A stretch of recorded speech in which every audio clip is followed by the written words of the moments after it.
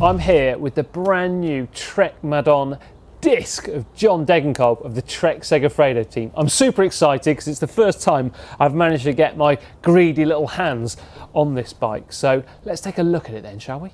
So the frame then, let's start with that, shall we? Well, Degenkolb, he stands at 1m80 tall, which is 5 feet 11, and the frame size he's gone for is the size 54 centimetre. Well, what about the frame then? For a start, look at it. Look at the sheer size of the down tube with that humongous Trek branding on it. It looks, well, you can't miss it, can you? And I think that looks absolutely fantastic. If I was a sponsor, I would certainly be happy with that bike inside of the peloton because it kicks out from a mile. But let's not just stop there. The head tube, well, it's been completely redesigned from the previous model because gone are those wings which used to open up when you would turn the handlebars to basically allow the fork to work correctly. So the fork, in turn, has also been redesigned. Why? Well, because it doesn't need that head tube to be opening and closing as you turn a corner, because we've got disc brakes on there. So the fork section is truly really been beefed up and it does look super aerodynamic.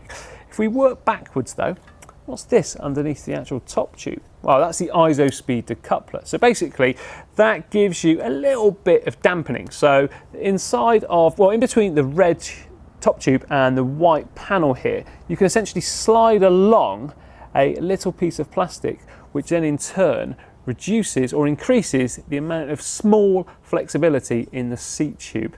That is a really neat bit of kit. And of course it's held in place there with a couple of little Allen key grub screws. And then working backwards, the actual seat stays, they don't really come into contact with the seat tube. Instead, they come directly out of that top tube and just briefly get intercepted by part of the ISO speed decoupler here. The seat post, well, that's taken a slight redesign in its clamping mechanism. So now it's actually recessed or kind of hidden away in a groove slotted into the back of the seat post and seat tube, which I think is a big improvement personally. We have got a Bontrager Montrose Pro saddle too, so it's got a cutout in the middle and it's also got carbon fibre rails.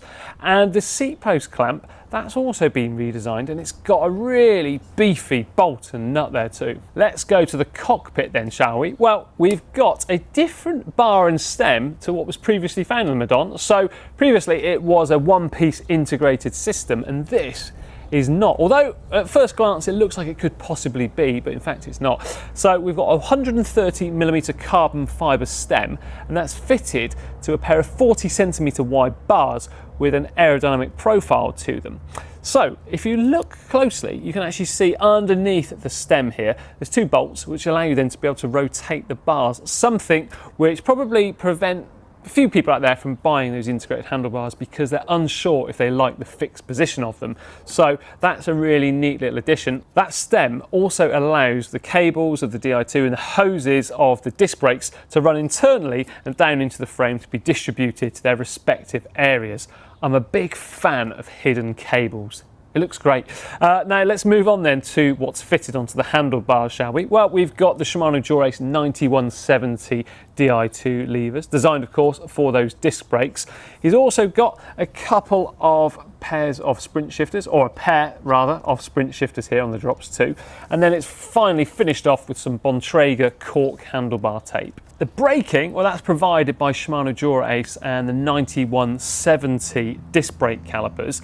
Now interestingly, both front and rear, they're 140mm disc rotors, which is different from most of the setups we've seen so far that tended to have a 160 on the front and 140 on the rear. So there is some food for thought. Personally, I'm undecided if we do need such as a 160 on a road bike, but let me know in the comments what you think about that.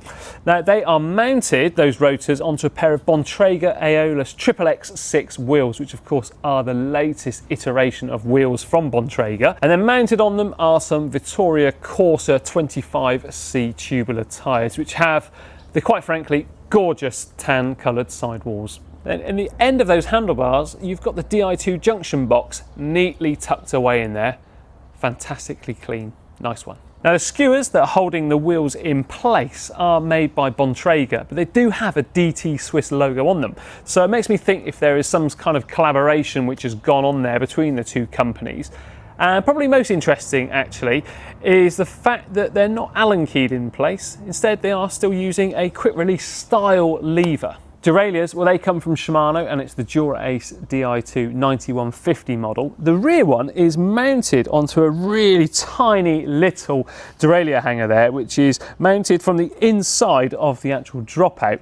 It's hidden away incredibly well. Cassette-wise, 11 to 28 ratios, and then chain rings, 54-46. That's the biggest inner ring we've seen for a while. Makes me think he may well be using this one for the Roubaix dubbed stage of this year's Tour de France. Who knows? We'll have to keep a close eye on that. And those chain rings, well, they're fitted onto a Shimano Dura-Ace 9100 crankset. Now, this crankset doesn't have a power meter on it, but I spoke to Glenn, the mechanic at Trek Segafredo, who is a very good friend of mine, and he does assure me that a power meter will be getting fitted onto this bike any day now, basically.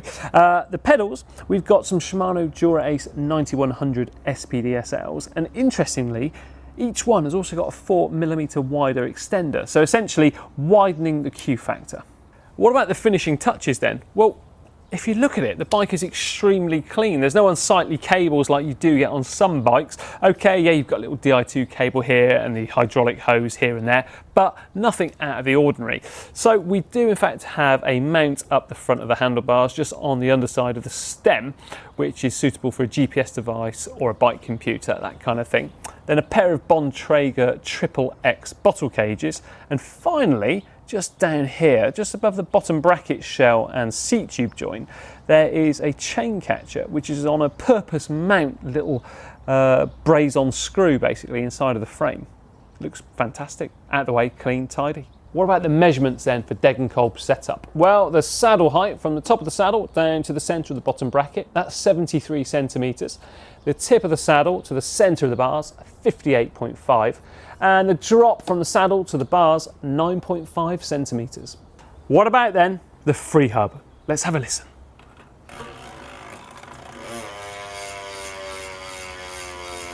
What about the weight then? Well, the Madon Aero disc comes in at 7.8 kilos. Now there we are, John Degenkolb's brand new Trek Madon disc. Yep, disc, you heard it here first. Let me know what you think of it down there in the comment section down below. Is it hot? Is it not? Red bikes, remember, are always faster, so just bear that in mind with your decision. I'm voting hot. Anyway, remember to like and share this video with your friends too. Make sure they know all about it. Don't forget to check out the GCN shop at shop.globalcyclingnetwork.com. And now for another great video, how about clicking down here for another stunningly beautiful pro bike.